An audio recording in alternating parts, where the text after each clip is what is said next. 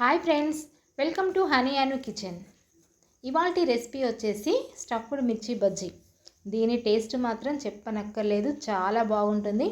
మామూలు మిర్చి బజ్జీ కంటే ఇది చాలా టేస్టీగా ఉంటుంది. ఇంట్లో ఉండే వస్తువులతోటే చాలా ఈజీగా ఇది త్వరగా మనం ప్రిపేర్ చేసుకోవచ్చు. దీనికి కావాల్సిన పదార్థాలు ఏంటో ఈ వీడియోలో చూసేద్దాం.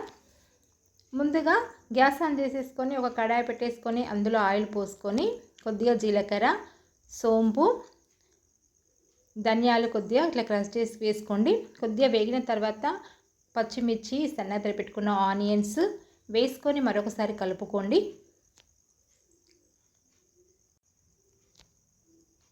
తర్వాత కొద్దిగా పసుపు, salt, red chilli powder, garam masala, అల్లం వెల్లుల్లి పేస్ట్ వేసుకొని మరొకసారి మొత్తం కలుపుకోండి. ఇలా కలుపుకున్న తర్వాత ఉడకబెట్టుకున్న 2 ఆలుగడ్డలు ఇట్లా మెత్తగా ఉడకబెట్టుకున్నవి పేస్ట్ లాగా చేసుకొని ఇందులో వేసుకొని మొత్తం కలిసేటట్టు కలుపుకోండి. ఒక 2 మినిట్స్ మనకు ఉడికితే సరిపోతుంది. ఇలా ఉడికిన తర్వాత కొద్దిగా మనకు చింతపండు రసం వేసుకోండి, లేకుంటే నిమ్మరసమైన ఆమ్చూర్ పౌడర్ అయినా వేసుకుంటే సరిపోతుంది. ఇలా వేసుకొని పక్కన పెట్టేసుకొని మనకు కొంచెం దొడ్డుగా ఉన్న మిర్చి తీసుకొని మనకి ఈ విధంగా సెంటర్లోకి కట్ చేసుకొని లోపల ఉన్న గింజలు మొత్తం తీసేసుకోవాలి.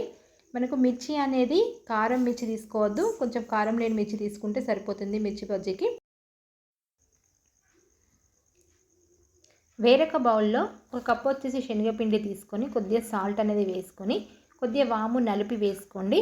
కొద్దిగా బేకింగ్ సోడా అనేది వేసుకొని పిండి మొత్తం ఒకసారి కలుపుకొని కొద్దిగా వాటర్ అనేది పోసుకుంటూ పిండి అనేది మనకు చిక్కగా కలుపుకోవాలి. చూడండి, పిండి కన్సిస్టెన్సీ అనేది మనకు ఈ విధంగా ఉండాలి.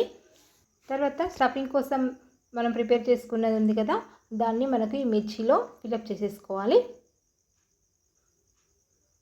మనకు అప్పుడే మిర్చి అనేది కారం లేకుండా చాలా టేస్టీగా ఉంటుంది. మొత్తం ఇదే విధంగా అన్నీ ఫిలప్ చేసుకొని పక్కన పెట్టేసుకోండి.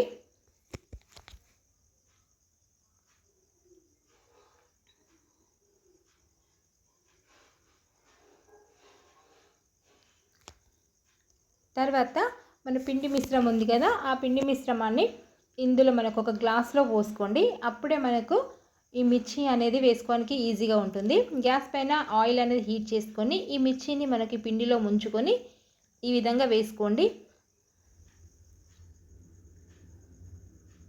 మనకు గ్యాస్ అనేది మీడియం ఫ్లేమ్లో పెట్టేసుకొని కాల్చుకోండి. ఇవి గోల్డెన్ కలర్ వచ్చే వరకు ఫ్రై చేసుకోండి. ఎక్కువ వేసుకోకండి, మిర్చి మనకు సరిపడంతనే ఆయిల్ ఎన్ని సరిపోతాయో అన్నీ వేసుకోండి. ఇలా కలర్ వచ్చిన తర్వాత ఆయిల్ అంతా అడిచే వరకు ఉంచుకొని వేరొక ప్లేట్లోకి తీసుకోండి.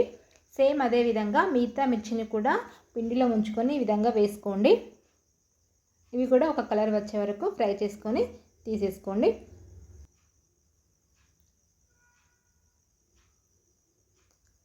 అంతే, సింపుల్గా మనకు ఎంతో టేస్టీగా ఉండే స్టఫ్డ్ మిర్చి బజ్జీ రెడీ. ఇది చాలా టేస్టీగా ఉంటుంది. దీని టేస్ట్ మాత్రం చెప్పనక్కర్లేదు, చాలా బాగుంటుంది. ఒక్కటి తిన్నారనుకోండి మళ్ళీ తినాలనిపించేంత టేస్టీగా ఉంటుంది. ఈ వీడియో మీకు నచ్చినట్లయితే లైక్ చేయండి, షేర్ చేయండి, సబ్స్క్రైబ్ చేయండి. Thank you for watching.